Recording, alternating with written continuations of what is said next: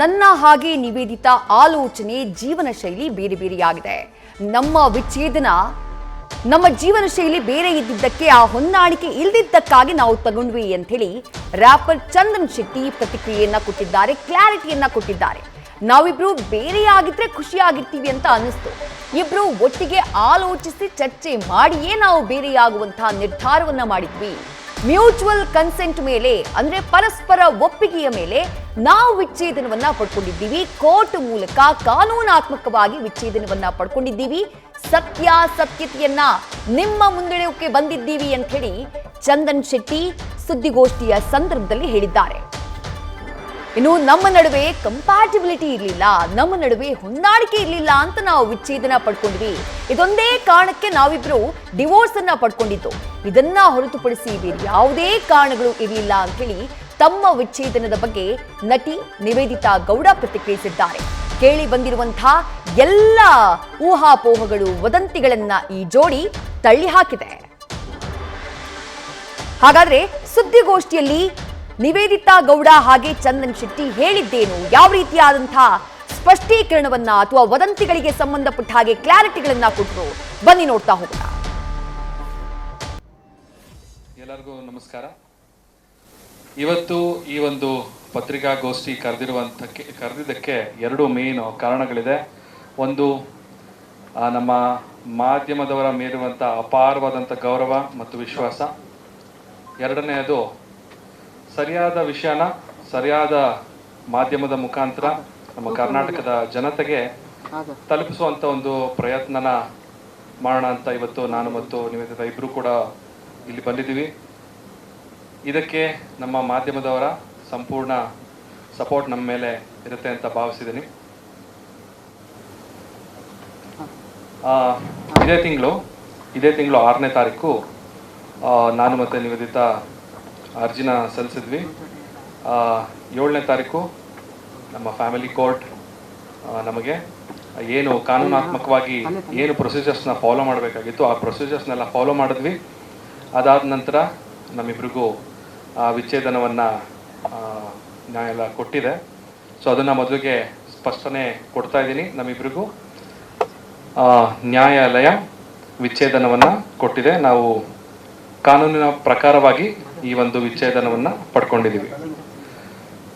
ಎಲ್ಲರಿಗೂ ಈ ಒಂದು ಪ್ರಶ್ನೆ ತುಂಬ ಕಾಡ್ತಾ ಇದೆ, ಯಾಕೆ ತುಂಬ ಚೆನ್ನಾಗಿದ್ರಲ್ಲ, ಯಾಕೆ ದೂರ ಆದ್ರಿ ಅನ್ನೋ ಒಂದು ಪ್ರಶ್ನೆ ಎಲ್ಲರೂ ಕೇಳ್ತಾ ಇದ್ದಾರೆ. ಆ ಒಂದು ಕ್ವೆಶನ್ಗೂ ಕೂಡ ಆನ್ಸರ್ ಮಾಡುವಂತಹ ಸಮಯ ಇಲ್ಲಿ ಬಂದಿದೆ.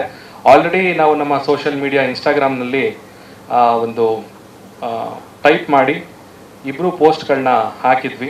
ಅಲ್ಲೇ ನಾವು ಕ್ಲಾರಿಫಿಕೇಶನ್ ಕೊಟ್ಟಿದ್ವಿ ಯಾಕೆ ನಾವು ವಿಚ್ಛೇದನ ಪಡೆದ್ವಿ ಅಂತ. ಸೊ ಇವಾಗ ಬಹಿರಂಗವಾಗಿ ನಾವಿಬ್ರು ಖುದ್ದಾಗಿ ಬಂದಿದ್ದೀವಿ.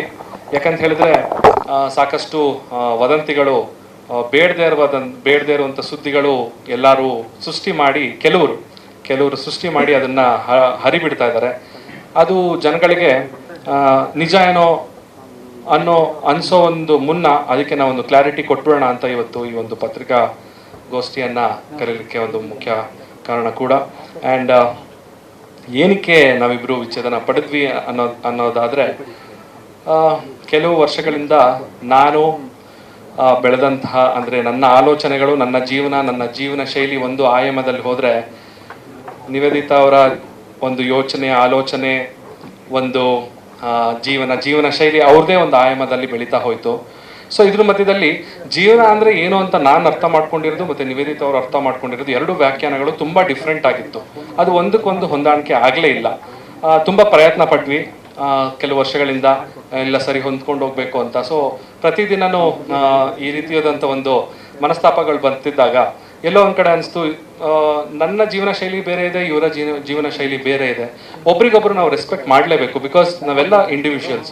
ಈ ಭೂಮಿ ಮೇಲೆ ನಾವು ಜನ್ಮ ಪಡೆದಿದ್ದೀವಿ ಅಂದಮೇಲೆ ಅವ್ರಿಗೆ ಎಷ್ಟು ಹಕ್ಕಿರುತ್ತೆ ನಮಗೂ ಕೂಡ ಅಷ್ಟೇ ಹಕ್ಕಿರುತ್ತೆ. ಸೊ ಹಾಗಾಗಿ ಯಾರು ಫೋರ್ಸ್ಫುಲ್ ಆಗಿ ಒಬ್ರ ಜೊತೆ ಇರೋದು ಸರಿಯಲ್ಲ. ಅಂದರೆ ಮಾನಸಿಕವಾಗಿ ಒಂದು ನೋವನ್ನು ಅನುಭವಿಸ್ಕೊಂಡು ಒಟ್ಟಿಗೆ ಇರೋದು ಸರಿ ಬರಲಿಲ್ಲ. ಅದಕ್ಕೆ ನಾವಿಬ್ರು ಒಮ್ಮತದಿಂದ, ಮತ್ತೊಮ್ಮೆ ಹೇಳ್ತೀನಿ, ನಾವಿಬ್ರು ಮ್ಯೂಚುವಲ್ ಕನ್ಸೆಂಟಿಂದ ಒಟ್ಟಿಗೆ ನಿರ್ಧಾರ ಮಾಡಿ ನಾವಿಬ್ರು ಖುಷಿಯಾಗಿರ್ಬೇಕು ಅಂತ ಹೇಳಿದ್ರೆ ನಾವಿಬ್ರು ಸಪ್ರೇಟ್ ಆಗಿದ್ರೇ ತುಂಬ ಖುಷಿಯಾಗಿರ್ತೀವಿ.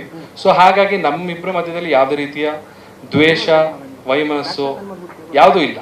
ಅಂದರೆ ನನಗೆ ಅವರ ಬೆಳವಣಿಗೆ ಮೇಲೆ ನನಗೆ ಒಂದು ಖುಷಿ ಇದೆ. ಅವರು ಇಷ್ಟು ಮಟ್ಟಕ್ಕೆ ಬೆಳೆದಿದ್ದಾರಲ್ಲ ಅನ್ನೋ ಒಂದು ಖುಷಿ ಇದೆ. ಆಕೆಗೆ ಕೂಡ ನಾನು ಮಾಡ್ತಿರುವಂಥ ವಿಷಯದ ಮೇಲೆ ಅವರು ಕೂಡ ರೆಸ್ಪೆಕ್ಟ್ ಇದೆ. ಸೊ ಇಬ್ಬರು ಮ್ಯೂಚುವಲ್ ಆಗಿ ರೆಸ್ಪೆಕ್ಟಿಂದ ಒಬ್ರಿಗೊಬ್ರು ಒಂದು ಮ್ಯೂಚುವಲ್ ಕನ್ಸೆಂಟಿಂದ ಒಪ್ಕೊಂಡು ಇವತ್ತು ಈ ನಿರ್ಧಾರ ಮಾಡಿ ವಿಚ್ಛೇದನವನ್ನು ಕೂಡ ಪಡೆದುಕೊಂಡಿದ್ದೀವಿ.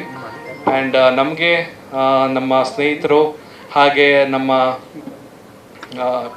ಇನ್ಸ್ಟಾಗ್ರಾಮಲ್ಲಿ ಫಾಲೋವರ್ಸ್ ಇರ್ಬೋದು, ಹಾಗೆ ನಮ್ಮ ಫ್ಯಾಮಿಲಿಯವ್ರು ಇರ್ಬೋದು, ಹಾಗೆ ಮಾಧ್ಯಮದವ್ರು ಇರ್ಬೋದು, ಎಲ್ಲರೂ ತುಂಬ ಸಪೋರ್ಟ್ ಮಾಡಿದ್ದೀರಾ.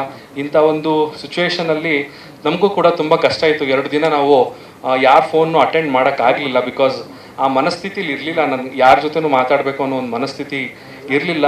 ಸೊ ಇವಾಗ ಆ ಗಾಳಿ ಮಾತುಗಳೆಲ್ಲ ಸುಮ್ಮನೆ ಎಲ್ಲರ ಮನಸ್ಸಲ್ಲಿ ಹೋಗಿ ಬೇರೆ ರೀತಿಯಾದಂತಹ ಇಮೇಜ್ನ ಸೃಷ್ಟಿ ಮಾಡೋ ಮುನ್ನ ನಾವು ಸತ್ಯತೆ ಏನಿದೆ ಅದನ್ನು ಇವತ್ತು ನಿಮ್ಮ ಮುಂದೆ ಬಹಿರಂಗಪಡಿಸೋಕ್ಕೆ ಇವತ್ತು ಬಂದಿದ್ದೀವಿ.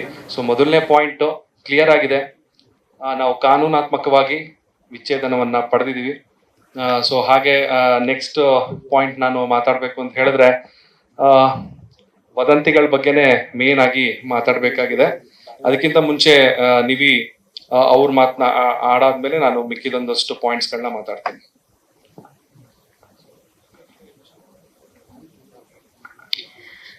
Thank you so much. ಎಲ್ಲ ಮೀಡಿಯಾ ಪೀಪಲ್ ಎಲ್ಲ ತುಂಬಾ ಎಷ್ಟೊಂದು ಜನ ಸಪೋರ್ಟ್ ಮಾಡಿದ್ದೀರಾ.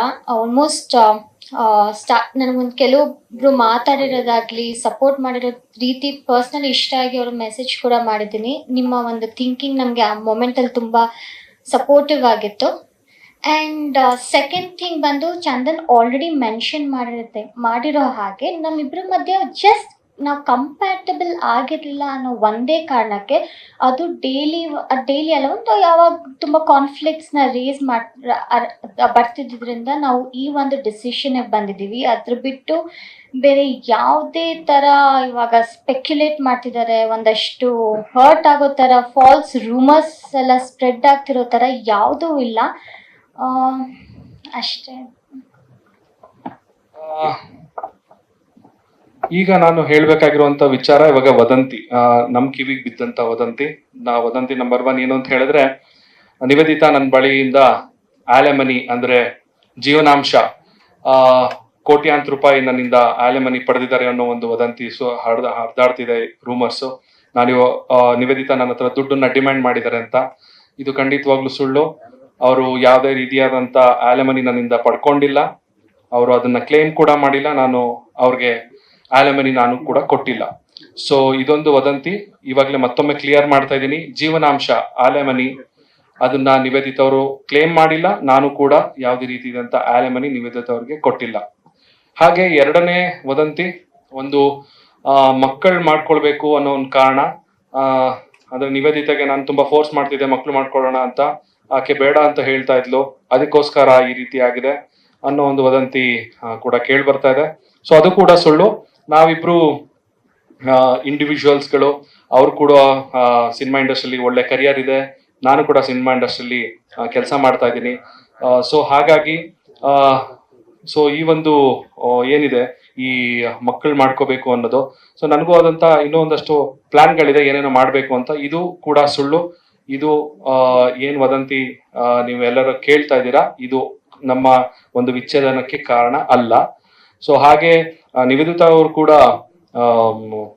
ಕೂಡ ಚೆನ್ನಾಗಿ ದುಡಿತಾ ಇದ್ದಾರೆ, ಸಿನಿಮಾ ಇಂಡಸ್ಟ್ರಿ ಚೆನ್ನಾಗಿ ಅರ್ನ್ ಮಾಡ್ತಾ ಇದ್ದಾರೆ. ಅವರು ಕೂಡ ಇಂಡಿಪೆಂಡೆಂಟ್ ವುಮೆನ್. ಅವರು ಯಾರ ಮೇಲೂ ಡಿಪೆಂಡೆಂಟ್ ಆಗಿಲ್ಲ.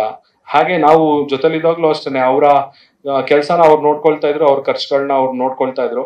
ಸೊ ಹಾಗಾಗಿ ಮತ್ತೊಮ್ಮೆ 2 ಪಾಯಿಂಟ್ ಮತ್ತೆ ಕ್ಲಿಯರ್ ಮಾಡ್ತೀನಿ. ಒಂದು, ಅವ್ರು ಯಾವುದೇ ರೀತಿಯಾದಂಥ ಆಲೆಮನಿ ಕೂಡ ತಗೊಂಡಿಲ್ಲ, ಅಂದ್ರೆ ಜೀವನಾಂಶ ಪಡ್ಕೊಂಡಿಲ್ಲ ನನ್ನ ಕಡೆಯಿಂದ. ಹಾಗೆ ಇನ್ನೊಂದು, ಮಗು ಮಾಡ್ಕೊಳ್ಳುವಂತ ಒಂದು ಕಾರಣ ಏನಿದೆ ಅದು ಕೂಡ ಸುಳ್ಳು. ಹಾಗೆ ಇನ್ನ ಈ ಒಂದು ಮೇನ್ ವಿಚಾರ ನಾನು ಹೇಳ್ಬೇಕಂತ ಹೇಳಿದ್ರೆ, ಒಬ್ಬ 3ನೇ ವ್ಯಕ್ತಿಯನ್ನ ನಿವೇದಿತಾ ಅವ್ರ ಜೊತೆ ಹೆಸರಿಗೆ ಸೇರಿಸಿ ಅವ್ರಿಗೆ ಸಂಬಂಧ ಕಲ್ಪಿಸ್ತಾ ಇರೋದು ಎಲ್ಲೋ ಒಂದ್ ಕಡೆ ನನಗೂ ಕೂಡ ಮನಸ್ಸಿಗೆ ತುಂಬಾನೇ ಬೇಜಾರಾಗ್ತದೆ. ಯಾಕಂತ ಹೇಳಿದ್ರೆ ಆ ವ್ಯಕ್ತಿ ಮನೆಗೆ ನಾನು ಕೂಡ ಸಾಕಷ್ಟು ಬಾರಿ ಹೋಗಿದ್ದೀನಿ. ಅವರ ಮನೆಯಲ್ಲಿ ನಡೀತಿದ್ದಂತಹ ಫ್ಯಾಮಿಲಿ ಫಂಕ್ಷನ್ಗಳಿಗೆ ನಾನು ಕೂಡ ತುಂಬಾ ಅಟೆಂಡ್ ಆಗಿದ್ದೀನಿ. ಅವರು ತುಂಬಾ ಒಳ್ಳೆ ಫ್ಯಾಮಿಲಿ ಅವರು.